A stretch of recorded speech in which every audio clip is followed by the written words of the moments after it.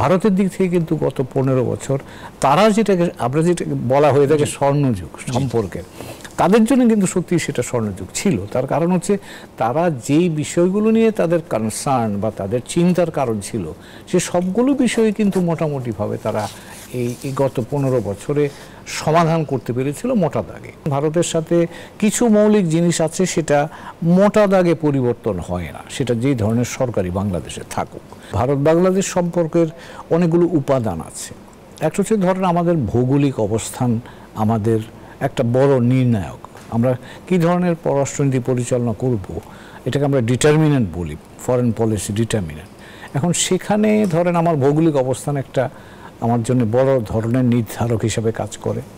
তারপরে আসে আপনি এখানে ঐতিহাসিকভাবে কীরকম যোগাযোগ আমাদের ছিল বা আছে, সেটা আরেকটা ভূমিকা পালন করে। আমাদের নেতৃত্ব কি চায়, সেটাও আরেকটা নিয়ামক হিসাবে কাজ করে।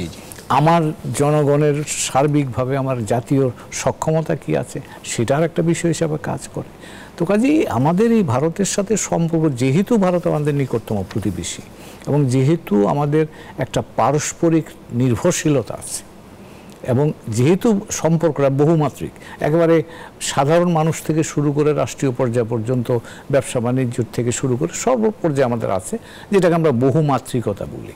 তো সেই প্রেক্ষাপটে ধরেন ভারতের সাথে কিছু মৌলিক জিনিস আছে, সেটা মোটা দাগে পরিবর্তন হয় না, সেটা যেই ধরনের সরকারি বাংলাদেশে থাকুক।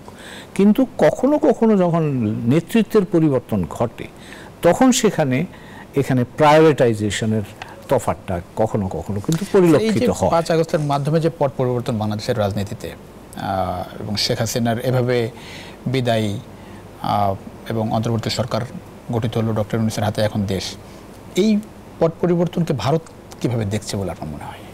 ভারত সেটা ভালো বুঝতে পারছে বলে আমার কাছে মনে হয় না। তার কারণ হলো দুই কারণে। একটা হচ্ছে যে ভারতের ইনভেস্টমেন্ট গত 15 বছরে বাংলাদেশে, ইনভেস্টমেন্ট বলতে আমি বলছি বিভিন্ন ক্ষেত্রে, সেটা কৌশলগত ইনভেস্টমেন্ট হতে পারে, সেটা ব্যবসা বাণিজ্য ইনভেস্টমেন্ট হতে পারে, সেটা কানেক্টিভিটির ইনভেস্টমেন্ট হতে পারে, তার জিও স্ট্র্যাটেজিক ইন্টারেস্ট হতে পারে, সেগুলো তার নিরাপত্তার বিষয়গুলো হতে পারে।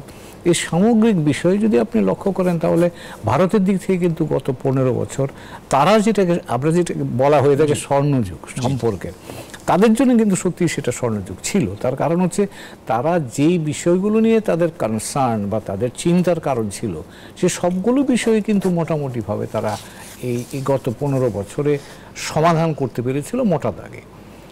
এছাড়াও তাদের যে অর্থনৈতিক লক্ষ্যমাত্রা ছিল যদি বলেন, সেটাও কিন্তু তারা বাংলাদেশের ক্ষেত্রে মোটামুটি অর্জন করতে পেরেছিল।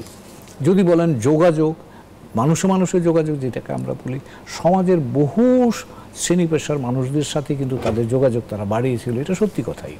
কিন্তু এখন যেটা হয়েছে যে এই জিনিসটা তারা করেছে মূলত তাদের এবং তখনকার সরকারের উপর ভরসা করে বেশি, এবং ওই জায়গাতে বাংলাদেশের মানুষের প্রত্যাশার সাথে এটা সাযুজ্য হয়নি।